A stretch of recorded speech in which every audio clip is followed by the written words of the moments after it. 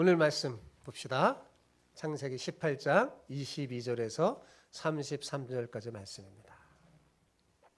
제가 한 절 읽고 여러분 한 절 읽고 교독하겠습니다.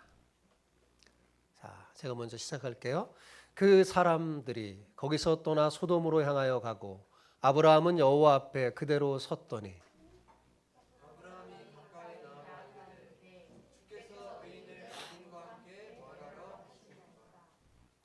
그 성 중에 의인 50명이 있을지라도 주께서 그곳을 멸하시고 그 50의인을 위하여 용서하지 아니하시리이까. 주께서 이같이 하사 의인을 악인과 함께 죽이심은 부당하며 의인과 악인을 같이 하심도 부당하나이다. 세상을 심판하시는 이가 정의를 행하실 것이 아니니이다. 여호와께서 이르시되 내가 만일 소돔 성읍 가운데서 의인 50명을 찾으면 그들을 위하여 온 지역을 용서하리라. 아브라함이 대답하여 이르되 나는 티끌이나 재와 같사오나 감히 주께 아뢰나이다. 50의인 중에 5명이 부족하다면 그 5명이 부족함으로 말미암아 온 성읍을 멸하시리이까. 이르시되 내가 거기서 45명을 찾으면 멸하지 아니하리라. 아브라함이 또 아뢰어 이르되 거기서 40명을 찾으시면 어찌하려 하시나이까. 이르시되 40명으로 말미암아 멸하지 아니하리라. 아브라함이 이르되 내 주여 노하지 마시옵고 말씀하게 하옵소서. 거기서 30명을 찾으시면 어찌하려 하시나이까. 이르시되 내가 거기서 30명을 찾으면 그리하지 아니하리라. 아브라함이 또 이르되 내가 감히 내 주께 아뢰나이다. 거기서 20명을 찾으시면 어찌하려 하시나이까. 이르시되 내가 20명으로 말미암아 그리하지 아니하리라. 아브라함이 또 이르되 주는 노하지 마옵소서. 내가 이번만 더 아뢰리이다. 거기서 10명을 찾으시면 어찌하려 하시나이까. 이르시되 내가 10명으로 말미암아 멸하지 아니하리라. 여호와께서 아브라함과 말씀을 마치시고 가시니 아브라함도 자기 곳으로 돌아갔더라. 아멘. 오늘은 조동화 시인의 나 하나 꽃피어라는 시를 낭독함으로 설교를 시작하려고 합니다. 우리 같이 한번 낭독해 볼까요? 예, 조동화 시인의 나 하나 꽃피어 같이 한번 낭독해 봅시다. 시작. 나 하나 꽃피어 풀밭이 달라지겠다고 말하지 말아라. 내가 꽃피고 나도 꽃피면 결국 풀밭이 온통 꽃밭이 되는 것이 아니겠느냐. 나 하나 물들어 산이 달라지겠다고도 말하지 말아라. 내가 물들고 너도 물들면 결국 온 산이 활활 타오르는 것 아니겠느냐. 멋진 시예요. 여러분, 우리는 나 하나쯤이야 라는 생각을 할 때가 많습니다. 그죠? 나 하나 기도한다고 뭐 세상이 달라질까? 나 하나 바로 선다고 교회가 부흥할까? 이런 생각을 할 때가 있어요. 하지만 금방 읽었던 이 시인이 이야기하듯 성경도 이 작은 나 하나의 중요성을 강력하게 증언하고 있습니다. 여러분, 성경을 보면 세상이 엄청난 위기를 닥칠 때마다 역사의 물줄기를 바꾼 것은 수많은 무리가 아니었어요. 바로 그 시대에 하나님의 마음에 합한 단 한 사람 덕분일 때가 참 많았습니다.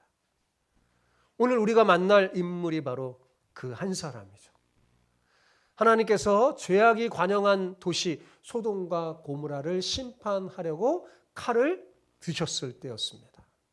그런데 그 엄청난 하나님의 계획이 아브라함 한 사람의 기도 때문에 어때요? 잠시 멈춰서죠. 비록 조건부이지만 구원의 문이 열린 거예요. 여러분, 도대체 아브라함이 어떻게 감히 전능한 하나님의 마음을 돌리고 하나님의 보좌를 움직였을까요? 오늘 말씀을 통해 여러분, 저와 함께 그 비밀을 찾아보고 여러분 모두 나 하나 꽃피어 세상을 하나님 나라의 꽃밭으로 바꾸는 이 시대에 아브라함이 되시기를 축복합니다. 옆에 계신 분과 이렇게 축복하며 인사합시다. 세상을 하나님 나라의 꽃밭으로 바꾸는 이 시대의 아브라함이 되시기를 축복합니다. 아멘. 같이 함께 해서 시작. 세상을 하나님 나라의 꽃밭으로 바꾸는 이 시대의 아브라함이 되시기를 축복합니다. 아멘. 예. 세상을 하나님 나라의 꽃밭으로 바꾸는 가장 중요한 게 뭐예요? 내가, 그죠? 네, 하나가 하나님 나라의 꽃이 되면 돼요. 여러분이 그런 21세기 아브라함이 되시기를 축복합니다. 예. 예, 여러분 오늘 본문을 보면 참 놀랍지 않나요? 예. 이 본문에 하나님과 아브라함에게 대화를 보면 참 놀라운 건 뭐냐면 아브라함이 먼저 여쭈어본 것도 아닌데 하나님께서 먼저 소돔과 고모라의 심판 계획을 아브라함에게 알려주셨죠. 예. 아브라함이 막 궁금해서 물어본 것도 아닌데 하나님이 미리 알려주셨어요. 그러면서 그렇게 하신 이유를 내가 하려는 일을 아브라함에게 숨기겠느냐 이렇게 하면서 그렇게 한 이유를 18절에서 지난번 우리가 살펴본 18절에서 분명히 밝혀줬어요. 자, 18절을 같이 읽어볼까요? 아브라함은 강대한 나라가 되고 천하 만민은 그로 말미암아 복을 받게 될 것이 아니냐. 즉 천하 만민이 아브라함으로 말미암아 복을 받는 것과 소돔과 고모라의 심판이 지금 뭐예요? 관계가 있다는 거죠. 깊은 직접적인 관계가 있다는 거예요. 하나님께서 내가 소돔과 고모라의 심판을 아브라함에게 숨기겠느냐? 예. 숨기지 않겠다 하면서 알려준 다음에 그 이유를 이렇게 말했어요. 아브라함은 강대한 나라가 되고 천하 만민은 그로 말미암아 복을 받게 될 것이다. 그러니까 뭐예요? 관계가 있다는 거죠. 소돔과 고모라의 심판과 아브라함이 복의 통로가 되는 게 관계가 있는 겁니다. 여러분, 그러니까 무슨 말이에요? 하나님께서 소돔과 고모라의 심판을 아브라함에게 알려주신 그 이유는 소돔과 고모라까지도 아브라함을 통해서 복받기를 원하셨던 것입니다. 바로 여기서 우리는 굉장히 중요한 진리를 깨닫게 됩니다. 여러분, 우리 그리스도인의 기도는 세상을 심판의 자리에서 구원하고 하나님의 복이 흘러가게 하는 강력한 복의 통로가 된다는 사실입니다. 이 사실을 잊지 마시기 바랍니다. 예. 우리 그리스도인의 기도는 참으로 강력해요. 사실 우리 민족은 그걸 느꼈죠. 우리나라가 정말 절체절명의 위기 속에서 정말 살아날 수 있었던 것도 그리스도인의 강력한 기도인 줄 믿습니다. 예. 소돔과 고모라가 심판받는다는 그 소식을 들은 아브라함은 정신이 번쩍 들었어요. 왜 그랬을까요? 왜냐하면 그곳에 누가 살고 있어요? 자신의 조카 롯이 살고 있었기 때문입니다. 그런데 여러분, 그 조카 롯은 어떤 조카였나요? 착한 조카였어요? 아니잖아요. 그죠? 아브라함이 수십 년간 아들처럼 키웠지만 좋은 땅이 생기니까 금방 욕심이 나서 떠나버리는 비정한 조카였죠. 또 포로로 잡혀갔을 때 아브라함이 어떻게 했어요? 목숨을 걸고 가서 구해줬더니 그 이후에 한 번도 찾아오지 않은 섭섭한 조카였습니다. 그때 포로로 끌려갔을 때 이 조카 롯은 깨달았어야 돼요. 아, 내가 이곳에 있어야 되는 게 아니구나 하고 소돔을 탈출하여 다시 정말 아브라함이 있는 곳으로 갔어야 합니다. 근데 한 번도 찾아오지 않았어요. 아마도 아브라함에게는 롯에게 쏟은 정성만큼이나 서운한 마음, 섭섭한 마음이 있었을 거예요. 그렇지 않을까요? 그죠? 하지만 이 심판의 소식을 들은 이 심판의 순간에 아브라함은 그 서운한 감정을 훌쩍 뛰어넘었어요. 오직 조카를 살려야겠다는 간절한 마음이 남았죠. 그래서 하나님 앞에 담대하게 구한 거예요. 여러분, 재난 소방관 한번 생각해 보세요. 이 소방관들, 이분들은 어때요? 무너진 잔해 속에서 막 사람을 찾을 때, 야, 이 사람이 나한테 잘해줬나? 예? 혹시 나를 미워했나? 그런 거 따집니까? 안 따지죠. 예, 당연히 안 따집니다. 뭐예요? 오직 그 사람이 살아있느냐 안 살아있느냐 소리만 들리면 생명의 신호만 따를 뿐이에요. 그죠? 롯을 향한 아브라함의 마음, 그리고 우리를 향한 하나님의 마음이 이와 같습니다. 우리의 조건이나 섭섭한 뒤로 하고, 심지어 우리 하나님은 우리가 죄인 되었을 때, 우리가 원수 되었을 때까지도 우리의 생명을 살리려고 그 긍휼의 마음으로 우리를 품으셨어요. 그게 성경이 말하는 하나님의 사랑이죠. 자, 두 천사가 먼저 소돔이 어떤가 살펴보려고 떠나간 후에 아브라함은 홀로 누구 앞에 있었어요? 하나님 앞에 남아 있었습니다. 그리고 오늘 본문 시작하잖아요. 그죠? 자, 여러분, 소돔과 고모라가 큰 죄악의 도시인 줄 아브라함이 몰랐을까요? 대답을 안 해요. 몰랐을까요? 알았을까요? 네, 알았어요. 당연히 알았어요. 모르지 않았습니다. 부패와 폭력과 음란으로 심판받아 마땅한 도시라는 건 잘 알고 있었습니다. 그럼에도 불구하고 아브라함에게는 한 가지 확신이 있었어요. 그래도 그 안에는 의인이 단 한 명이라도 있을 수 있다. 그래서 그는 조심스럽지만 단호하게 간청합니다. 하나님, 주께서 의인을 악인과 함께 멸하시려 하나이까? 하고 하나님께 기도하죠. 여러분, 이 아브라함의 간청은 하나님의 공의와 긍휼을 동시에 붙드는 믿음의 간청이었어요. 아브라함은 조심스럽게 하나님 앞에 첫 발을 내딛습니다. 그리고 이렇게 기도해요. 24절 볼까요? 자, 24절 같이 읽읍시다. 그 성중에 의인 50명이 있을지라도 주께서 그것을 멸하시고 그 50의인을 위하여 용서하지 아니하시라니까. 자, 여러분, 이 아브라함의 논리가 뭐예요? 하나님, 그 땅에 악인만 있는 것이 아니지 않습니까? 만약 의인이 50명이 있다면 그 의인 50명 때문이라도 심판을 멈춰야 하지 않을까요? 의인을 악인과 함께 멸하시는 것은 하나님의 공의에 맞지 않잖아요. 그럼 부당한 겁니다. 오늘 부당하다는 말을 두 번씩이나 본문에 봅니다. 하나님 앞에 부당하다고 말하면서 묻는 겁니다. 자, 하나님이 뭐라고 대답했어요? 놀랍게도 그래, 내 말대로 그 땅에 50명의 의인이 있다면 내가 그 땅을 용서하리라. 여러분, 원래 하나님의 계획은 뭐였어요? 그 땅을 멸하는 거예요. 하나님이 참고 참으셨겠죠. 오랫동안 참으셨을 거예요. 네. 그래서 멸해야 되기 때문에 하나님이 멸하려고 두 천사와 함께 온 거예요. 그러니까 지금 하나님은 소돔과 고모라를 심판하러 가시는 단호한 길 위에 서 있는 것입니다. 그런데 아브라함이 중간에 개입해서 하나님, 그렇게 하시면 안 됩니다 라고 간청하자 하나님께서 뭐예요? 그 자리에서 그것을 승낙하고 잠시 심판의 발걸음을 멈춰섰어요. 여러분, 도대체 하나님께서 심판을 행하시려는 계획을 잠시 멈춘 이유가 뭘까요, 도대체? 무엇일까요? 오늘 본문을 읽으면 굉장히 좀 제가 하나님이라면 좀 짜증날 정도로 그죠? 아브라함이 집요하게 하나님하고 막 마치 흥정하듯이 막 그래요.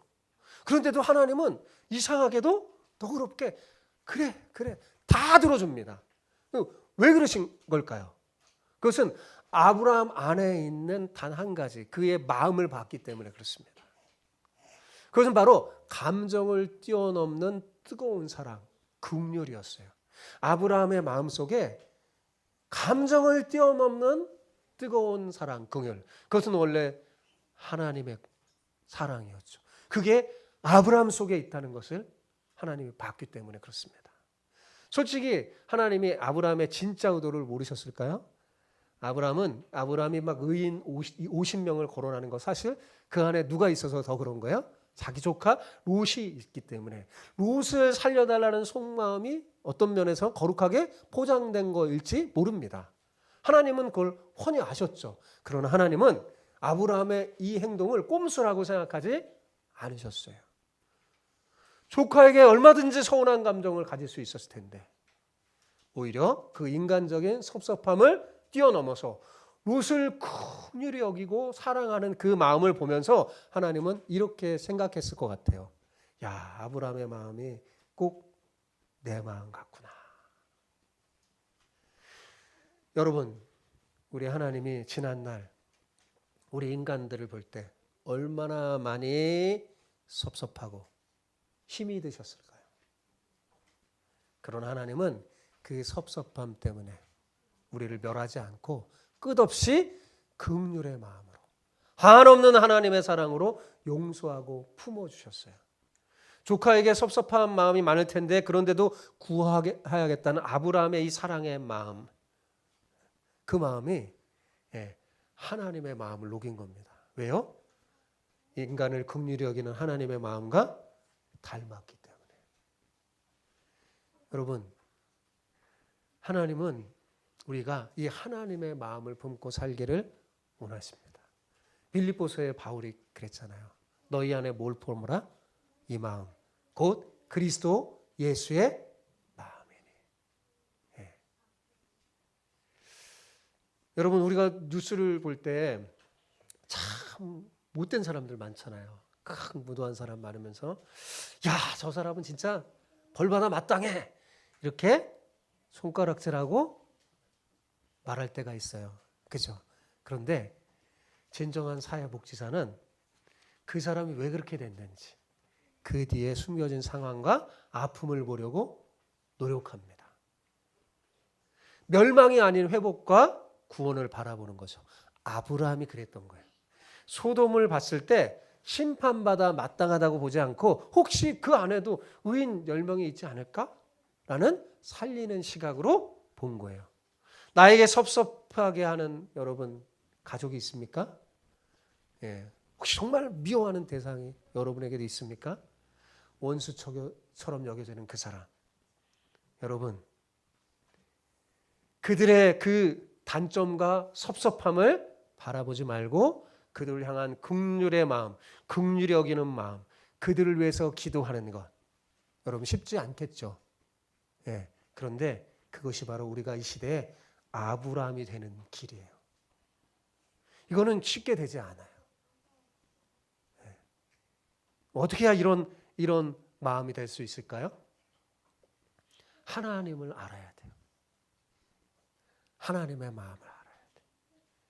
여러분, 우리 교회 변하지 않는 표어가 뭐예요? 저게 주님의 마음에 맞는 교회, 주님의 마음에 맞는 성도. 하나님은 그 한 사람을 통해서 하나님의 나라를 완성하고자 합니다. 여러분이 그 한 사람 되시기를 축복합니다. 아브라함은 일단 급한 불은 껐어요. 왜요? 하나님이 들어주셨잖아요. 의인 50명 있으면 심판하지 않겠다고 들어주셨잖아요. 그 소돔과 고모라는 여러 개의 성으로 이루어졌어요. 한 5개 정도로 돼 있어요. 그러니까 한 성에 의인 10명만 있으면 되는 거예요. 하나님이 약속했어요. 그런데 잠시 후 아브라함이 생각하니까 머리가 복잡해지고 불안감이 생기는 거예요. 만약 50명이 없으면 어떻게 되지? 그런 생각이 드는 거죠. 그래서 아브라함은 염치불구하고 다시 한번 하나님께 나갑니다. 하나님, 죄송하지만 혹시 50명에서 5명 모자란 45명이 안 되면, 그거밖에 안 된다면 그래도 용서해 주실 거죠? 이렇게 말한 거잖아요. 여러분, 우리 생각은 어때요? 이렇게 하면 안 될 것 같은 생각이 들잖아요. 그죠?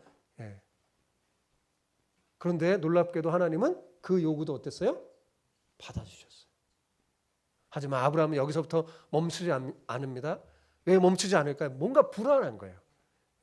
45명 또 안 되면 어떡하지? 그러니까 계속해서 뭐예요? 40명, 30명, 20명까지 내려갔어요. 그리고 마침내 마지막 의인 10명만 있어도 그들을 봐서라도 제발 그 도시를 용서해달라고 간청하고 요청했습니다. 여러분, 하나님 정말 화내실 만하지 않나요? 예? 귀찮아하실 법도 한데 6번이나 바꾸면서 막 요청했는데도 하나님은 그때마다 뭐라고 했어요? 알겠다고. 그래 하면서 그의 요청을 응답해 주셨어요.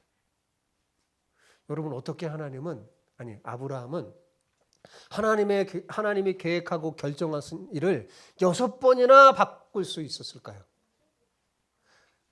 어떻게 이렇게 기도할 수 있었을까요? 예. 그것은 지난 시간에 제가 말했듯이 하나님의 벗이 되었기 때문에 그래요. 하나님의 친구가 돼서 마음을 나누는 깊은 기도를 통해서 하나님이 어떤 분이신지 정확히 알고 있었기 때문에 그렇습니다. 그가 알고 있는 하나님은 어떤 하나님이냐? 의인은 절대로 버리지 않고 끝까지 살려주시는 분이셨어요. 아브라함은 이것을 지식적으로 한 게 아니라 자기의 삶을 통해서 경험했어요. 조카가 좋은 땅이 생겼다고, 거기가 죄악의 도시인데도 불구하고 거기 막 떠날 때 아브라함 양보했죠. 그리고 자신은 척박한 땅에 머물렀을 때 하나님은 오히려 아브라함에게 더 번성케 해주셨죠. 함께 해주셨어요. 또한 조카 롯을 구하려고 목숨을 걸고 나아갔을 때 하나님께서는 어때요? 그와 함께해서 아브라함을 완전히 지켜주셨죠. 그리고 승리하게 하셨어요. 아브라함은 이미 자신의 삶을 통해서 하나님은 자신을 믿고 의지하는 사람을 반드시 책임져 주시는 엘샤다이 하나님임을 체험적으로 알았던 것입니다. 이 흔들리지 않는 하나님을 아는 지식이 있었기 때문에 하나님 앞에 담대히 6번이나 간구할 수 있었던 거예요. 여러분, 이게 중요한 거예요. 여러분, 만약에 일반 회사의 사원이 최고 경영자 CEO에게 6번이나 결정을 바꿔달라고 막 요청할 수 있을까요? 아마 쫓겨났을 거예요. 그죠? 하지도 그런 사람도 없을 뿐더러 했다가는 정말 쫓겨났을 겁니다. 하지만 그 최고 경영자와 수십 년간 삶의 비전을 나누고 함께하는 최측근 임원은 어떨까요? 다르겠죠. 그 관계의 깊이, 그 신뢰와 친밀감 때문에 과감하게 의견을 나누고 관철시킬 수도 있어요. 대표님, 이렇게 하시면 안 됩니다. 말할 수 있어요. 그죠? 그건 뭐 때문에요? 관계 때문에 그렇습니다. 관계 때문에. 그죠? 아무나 이렇게 할 수 있는 게 아니죠. 그러니까 아브라함과 하나님은 이런 관계에 있었던 거예요. 그래서 담대히 구할 수 있었던 거죠. 하나님 앞에 담대히. 아브라함의 기도는 오랜 삶의 경험으로 쌓인 하나님과의 친밀한 관계의 결과였습니다. 그러므로 우리는 기도하기 전에 하나님이 누구신지 정확하게 알아야 합니다. 그리고 하나님과 가까이 친밀한 친구가 되시는 여러분 되시기 바랍니다. 그러면 여러분의 기도가 담대해져요. 여러분, 그리고 그 관계 속에서 뭐가 중요하냐면 하나님을 알게 돼요.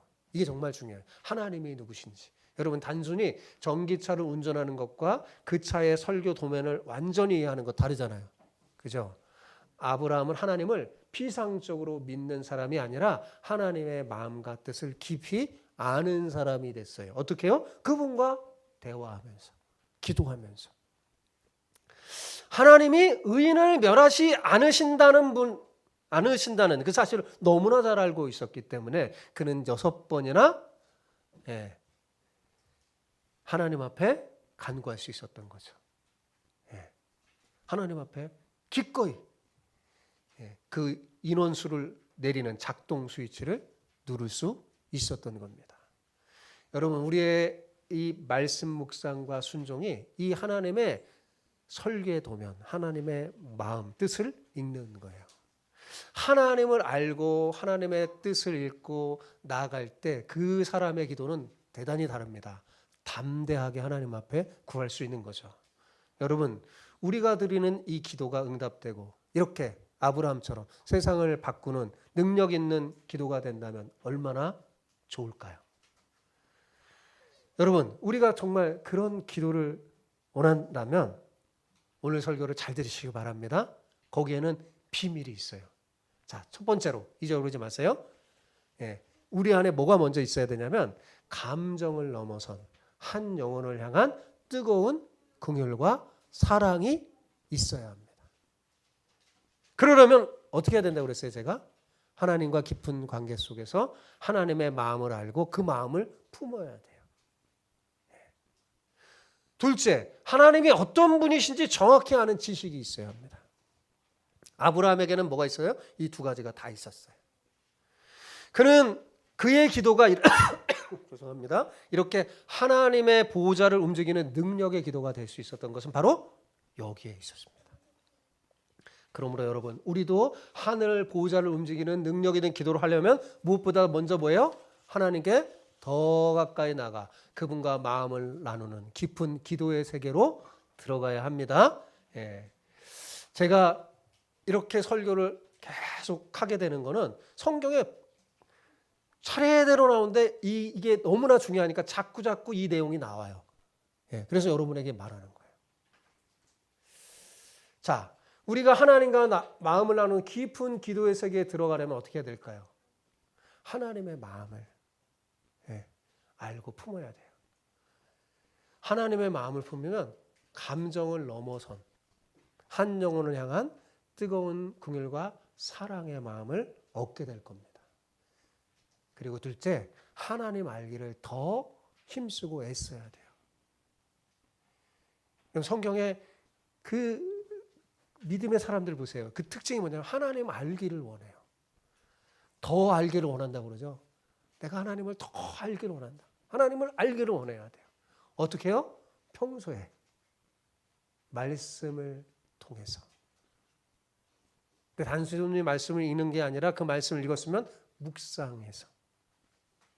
그리고 나에게 주시는 하나님의 뜻이 무엇인지 정확하게 아는 게 중요합니다. 성경을 보면서 자꾸 이렇게 묵고 묵상하면서 이 하나님의 말씀이 나에게 주는 뜻이 뭔가 그렇게 아는 여러분 되시기 바랍니다. 무엇보다도 오늘 설교를 여러분 듣잖아요. 그죠? 설교를 들으면 그냥 흘려 듣지 마세요. 요즘은 점점 집중력이 짧아진대요. 그래서 설교도 좀 줄어들어요. 딴 생각으로 탁 빠져버리니까. 네. 그래서 설교를 들을 때 여러분 메모하세요. 여러분 성경책에 내가 써도 된다고 그랬잖아요. 뭔가 마음에 와닿으면 쓰세요. 그리고 이 유튜브에 녹화되잖아요. 업로드된 그 영상을 다시 한번 더 들어보시기 바랍니다. 여러분, 설교는 밥 같은 거예요. 예. 밥. 뭐 같은 거라고요? 밥. 밥 한 번 먹으면 안 먹어요? 또 먹죠. 계속 먹잖아요. 밥 같은 거예요. 예. 또 듣는 거예요. 예. 다시 듣고 여러분이 한번 생각했던 메모의 내용을 이렇게 복습하세요. 이렇게 여러분이 하나님을 알아가는 노력이 하루하루 쌓여갈 때 여러분은 지금보다 하나님과 더 가까워지게 될 거예요. 그리고 진짜 중요한 건 뭐냐면 인격적으로 하나님을 만나게 돼요. 인격적으로 하나님을 만나야 하나님을 진짜 알게 되는 거예요. 하나님을 아는 지식은 공부로 되는 게 아니에요. 하나님은 정말 만나야 돼요. 1대1로. 인격적으로 아브라함처럼 이렇게 만나 그분을 알 때 어떤 일이 생기느냐? 여러분이 드리는 기도에 폭발적인 힘이 생기는 거예요. 담대하게 하나님 앞에 못 나눌 게 없어요. 예. 부디 여러분 모두 그 하나님의 능력을 힘입어서 여러분 자신이 먼저 하나님 나라의 꽃이 되기 바랍니다. 예. 내가 먼저 하나님 나라의 꽃이 돼야 돼요. 예. 그리고 내가 꽃이 되고 옆에 있는 사람도 꽃이 되고 그래서 하나님 세상을 하나님 나라 꽃밭으로 변화시키는 복의 통로가 되시기를 축복합니다. 자, 여러분 지금 우리가 사는 세상은 소돔과 고모라보다 덜 타락했을까요? 저는 아니라고 생각해요. 더하면 더했지. 앞으로 또 19장에 살펴볼 텐데 소돔과 고모라의 죄악이 있었던 그 죄악이 오늘날 버젓이 자행되고 있습니다. 지금 우리가 사는 이 세상의 죄악은 소돔과 고모라 그 시대를 능가하고 있어요. 그러므로 이 시대에 정말 가장 필요한 사람이 누구인가 생각할 때 저는 아브람과 같은 사람이 아닐까. 아브람처럼 하나님의 마음을 품고 세상을 향해 기도하는 사람이 필요합니다. 안타까워하면서 기도해야 돼요. 여러분, 우리의 기도가 아브람처럼 하나님의 마음을 움직이는 능력 있는 기도가 되려면 아까 제가 뭐가 필요하다고 그랬어요? 아브라함이 가졌던 두 가지가 우리에게 필요하다고 했어요. 그거 잊지 마시기 바랍니다. 그게 뭐라고 그랬어요? 첫 번째가 감정을 뛰어넘어 원수까지도 긍휼히 여기는 하나님의 마음이에요. 그죠? 그리고 두 번째는 뭐예요? 삶의 경험과 말씀을 통해 하나님이 누구신지 정확히 아는 지식이라고 했습니다. 우리 모두 하나님의 이 긍휼한 마음과 하나님을 아는 지식으로 무장해서 이 세상을 중보하는 기도하는 사람이 되었으면 좋겠습니다. 하나님은 아브라함에게뿐만 아니라 오늘날 우리에게도 세상을 향한 당신의 계획을 숨기지 않고 알려주십니다. 그래서 여러분에게 뭘 줬어요? 성경 66권을 주시고 그 성경 66권을 잘 연구해서 하나님의 마음과 하나님의 계획을 알려주려고 저 같은 목회자를 수없이 많이 세워주신 거예요. 그래서 성경을 통해서 묵상한 이 세상을 향한 하나님의 계획 숨기지 않고 지금 뭐예요? 수많은 설교자의 입을 통해서 막 알려주고 있잖아요. 그죠? 알려주고 있어요. 하나님은 왜 우리에게 이 모든 걸 알려주고 세상을 보는 영적인 눈을 열어주시는 걸까요? 잊지 마세요. 그것은 바로 여러분을 통해 우리를 통해 복의 통로로 사용하시기 위함입니다. 천하 만민이 여러분 한 사람을 통해 복받기 원하시는 거예요. 여러분 하나님의 구원과 심판의 계획을 이미 알고 있는 우리가 세상이 죄악으로 물들어갈 때 어떻게 가만히 있을 수 있겠습니까? 예? 또 내 사랑하는 옆에 가족이 또 이웃이 잘못된 길로 걸어갈 때 지옥을 향하여 걸어갈 때 여러분 가만히 쳐다보겠어요? 그럴 수 없잖아요. 우리는 마땅히 어떻게 할 수 없다면 뜨거운 무릎을 꿇고 하나님 앞에 중보하며 기도해야 할 것입니다. 세상이 아무리 타락해 간다 할지라도 그 세상을 향하여 환경을 원망하거나 이웃을 탓하지 마십시오. 그것은 시간 낭비일 뿐이에요. 대신에 뭐 하면 돼요? 아브라함처럼 하면 됩니다. 하나님의 긍휼한 마음을 품고 세상을 향하여 기도하는 사람이 되길 바랍니다. 예, 제가 오늘 주보에 하나의 시를 썼어요. 당신을 위한 기도가 있습니다. 라는 전도 편지를 썼는데 제가 예전에 그 강원도 태백에 보면 예수원이라는 공동체를 한번 방문한 적이 있는데 이 사람들은요 정시의 시간이 되면요 매일 정해진 시간이 되면 자신들이 알지 못하는 사람을 위해 기도하는 거예요. 이 세상에 수많은 나라 사람들 우리나라뿐만 아니라 정말 온 곳에 그쪽으로 기도 제목을 이렇게 누가 보내주나 봐요. 그러면 그것을 품고 막 기도하는 거예요. 그때 제가 깨달아 알게 된 게 있어요. 야, 내가 알지 못하는 고난 속에서도 그것을 버틸 수 있는 힘은 이런 사람들의 보이지 않는 기도 덕분이었구나. 여러분, 우리가 그 사람에 속하여 할 줄 믿습니다. 이제는 여러분 우리가 세상을 향하여 기도할 때가 됐어요. 왜냐하면 세상이 위험해요 지금. 그죠? 점점 세상이 더욱더 죄악에 물들어가고 소돔과 고모라를 능가한다니까요. 그 세상을 품고 기도하는 저와 여러분이 됐으면 좋겠습니다. 사랑하는 성도 여러분, 오늘 성경이 우리에게 주시는 가장 중요한 메시지는 이거 하나예요. 이거 기억하세요. 자, 하나님의 마음을 품고 그분을 잘 아는 한 사람. 그 사람을 하나님이 찾으시고 그 사람의 중요성입니다. 여러분, 하나님이 찾으시는 그 한 사람이 누가 되어야 할까요? 목사일까요? 저 같은? 선교사일까요? 옆에 다른 성도일까요? 아니죠. 누구예요? 여러분 자신. 여러분 자신이어야 한다고 지금 말하는 거예요, 성경이. 이제 우리는 시각을 바꿔야 돼요. 남을 탓할 필요가 없습니다. 부흥은 나로부터 시작한다고 노래 있잖아요. 그죠? 내가 달라져야 돼요. 내가 잘하면 됩니다. 내가 잘하면 돼요. 내가 먼저 이 시대의 아브라함이 되고 내가 먼저 의로운 사람이 되면 돼요. 내가 하나님의 마음에 합한 성도가 되면 돼요. 그때 하나님께서 망설임 없이 나를 하나님 나라의 꽃이 되게 하실 줄 믿습니다. 그리고 하나님은 나를 꽃이 되게 하는 그 목적이 있어요. 그 목적이 뭘까요? 나를 꽃 피워 내 옆에 사람도 꽃 피워서 결국 뭐예요? 세상을 하나님 나라의 꽃밭으로 변화시키는 복의 통로로 저와 여러분을 찾으시는 줄 믿습니다.